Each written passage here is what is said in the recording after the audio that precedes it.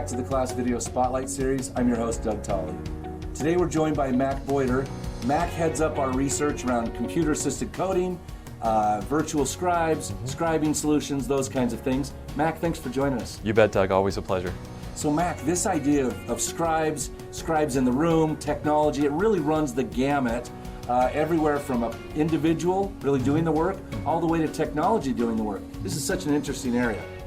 It's fascinating, and especially salient information in the wake of COVID-19 and everything that's happening with telehealth and how that's impacting the ability for clinicians to be out there. So very important information right now. And you know, with COVID, we're finding, you know, do we really want other individuals in the room? Do technology solutions, you know, work better? And we've also done a lot of research at Class around physician burnout and how scribes and other things can really help with those concerns. Absolutely, and you bring up a really important point, Doug. When we talk about the new normal, right? What is it going to look like when you have a provider, a clinician in the room with, as you said earlier, someone who's a scribe in the room with the clinician? Now you've got multiple people in there. How do you socially distance in a small office? Can you do that? So how do we look at those alternative options like, you know, Acuity's virtual scribe and others? Great segue. So Aquity is a virtual scribe company. You don't have a scribe in the room, but you have them remotely listening in and helping with the physician documentation.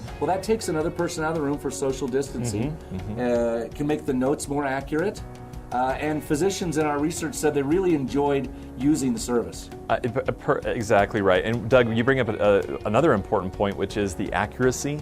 A lot of the technology solutions from other vendors that are in the space that are just pure technology based on NLP and pulling out the data, is that really hyper accurate? And when we're dealing with, you know, clinicians who may or may not be as comfortable with how do I prompt the service to get that information, this is where that human element comes into play. And so our respondents, 83% of them talked about how they had better outcomes, and one of the surprising findings was how clinicians were just really happy with it. To that point, if I may share an anecdote, one of the clinicians literally had his wife talking about how she has her husband back. She has time back. And so being able to have that kind of quality of life improvement, as you know, Class has done a tremendous amount of research around physician burnout. Our Arch Collaborative has tied into that. This is one of those areas that we can focus on. Well, and I think one of the things that sets Aquity apart is they've been doing this a long time, and so they can do it at scale. Whereas some of these newer technologies are a little bit unproven at scale. They have great use cases maybe in pockets, but Aquity can truly do it at scale.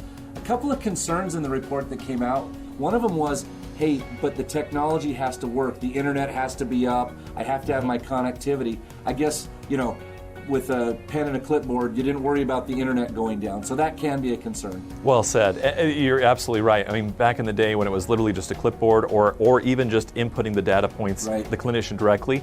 But again, clinicians have told us specifically that that's a big part of their burnout. So how do we look at that? How do we move forward with that?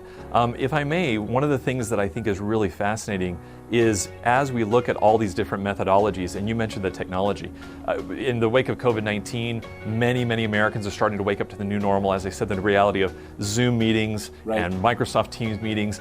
And I think we've all had experiences where technology didn't quite work as perfectly as it was supposed to. So the onus really is on the clinician and their staff to make sure, okay, is our internet and the infrastructure actually in place to provide a seamless connectivity so we don't lose words, we don't lose those important points. And the frustration, as you know, is you come to depend on a service and then now it's not working correctly. That can lead to greater frustration. We didn't see that in this research, but something to be aware of.